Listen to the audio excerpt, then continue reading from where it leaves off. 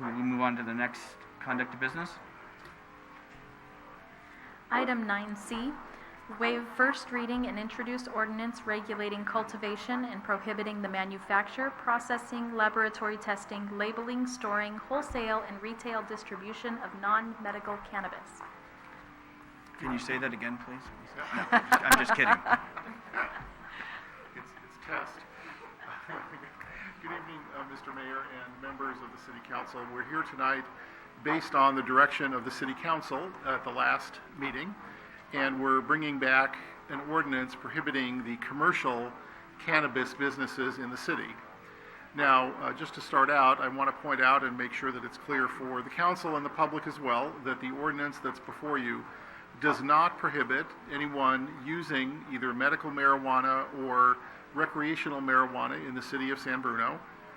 The ordinance before you does not prohibit growing up to 6 plants for each individual residence, so that's allowed by state law.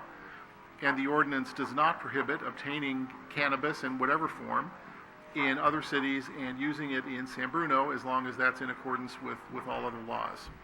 So what the ordinance does prohibit is it has the same prohibitions that the moratorium that you adopted and then extended on one occasion, which now would expire in October. So all of the provisions of that moratorium are contained in the ordinance that you have in your packet for introduction. If the City Council does introduce the ordinance tonight, and if it does adopt it on July 24th, that's the next meeting, then it would be effective on the 23rd of August. And at that point, the moratorium would expire. So, but the moratorium is in effect until this ordinance is fully adopted and goes through its 30-day period before it becomes effective. So I'm happy to answer any questions about the ordinance. I think you had a long and productive discussion at the last meeting, and so right now what you have in front of you is the ordinance for introduction that you requested. Thank you very much. Any speaker cards? There are none. Thank you. Anybody from the audience that had not turned one in that wanted to speak on this item? Okay. Comments from council or action, etc.? You had a comment? Please. Mr. Mayor? Or actually a question. So for the public to vote on this as a referendum, is that would be the appropriate, how would the public be able to participate in a petition or a referendum to overturn what the council chooses to do tonight? So there are several ways that could occur. One way is that members of the public could obtain petitions and place an initiative measure of their own on the ballot. So that's one way to do it, and there's the requisite number of signatures for that. Alternatively, the members of the public could could request signatures to place a referendum on the ballot that would give the City Council a choice of either overturning this ordinance or of putting the measure on the ballot. So there's 2 ways to do that and various complexities about both. But in any event, in either of those events, it would require public petition according to the formal rules under state law. Okay, so for some group of people that want to do that, they would approach the city clerk to get to fill that out? Is that how it works? That's correct. Because I know there's going to, well, in the event that some people are interested, like where do they start? And they start with our city clerk. That's right. Great. So my comments now are basically, we had a pretty thorough discussion, and I fully respect my colleagues' opinions, and even though we can respectfully disagree, I think this is something that at some point the public should really weigh in on. I know when I ran for council 3 years ago, this wasn't on my platform. I didn't really foresee myself having to take a position, and I don't recall hearing from anybody that on council their position.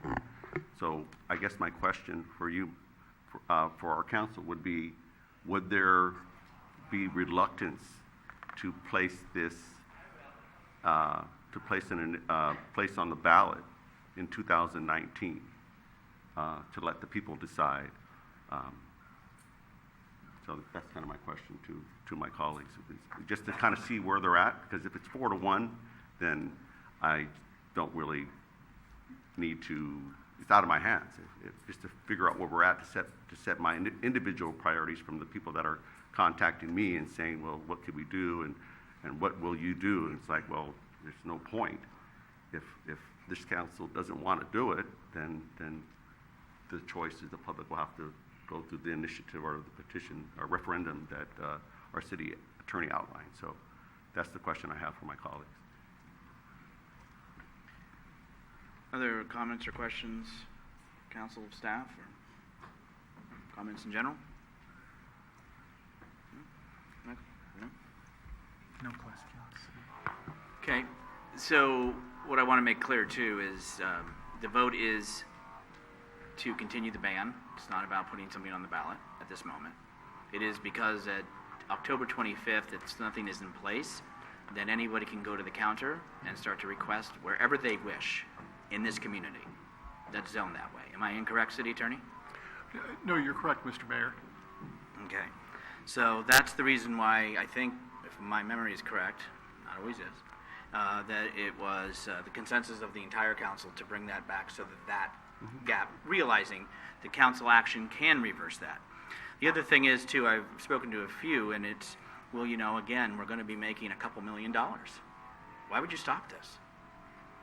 Okay. Keeping in mind, too, it has to go to a vote of the San Bruno residents under Prop 218 in which to impose a tax that other communities are doing to make it viable.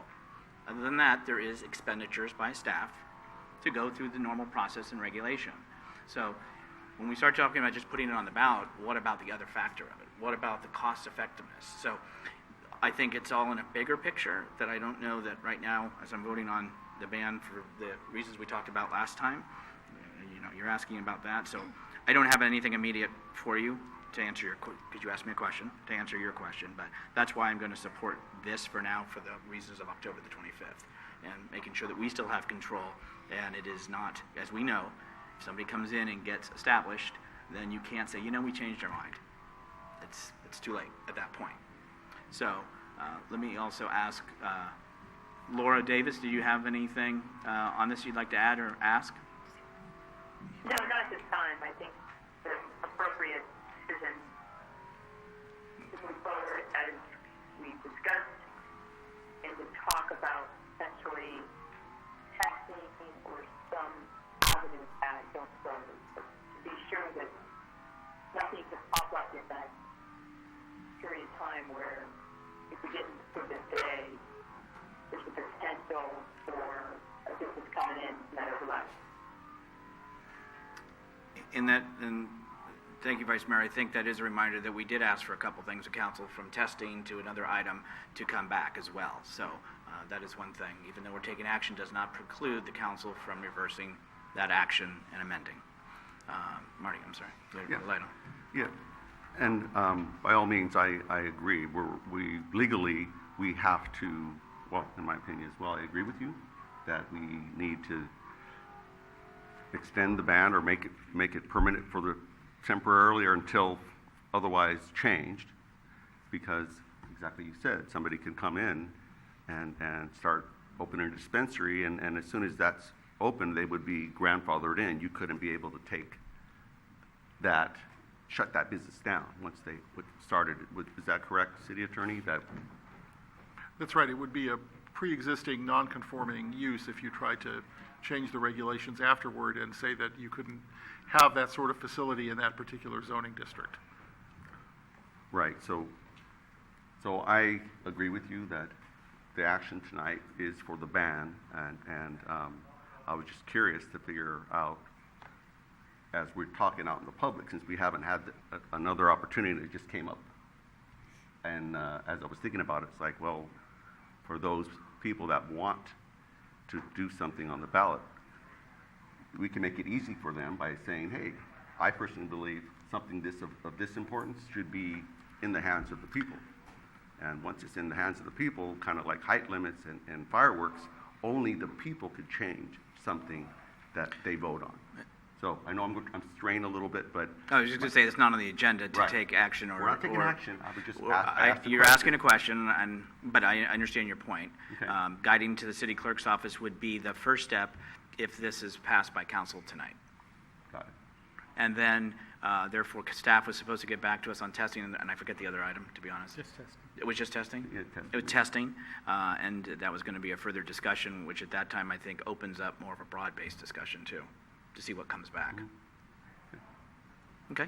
Any other comments or action from council? We would need a motion to waive the first reading. So moved. Second. I have a motion and second to waive the first reading. All those in favor? Aye. Aye. Thank you. I'll introduce the resolution, or the ordinance. Motion to introduce the ordinance. Councilmember Medina. Aye. Councilmember O'Connell. Aye. Councilmember Salazar. Aye. Vice Mayor Davis. Aye. Mayor Medina. Aye.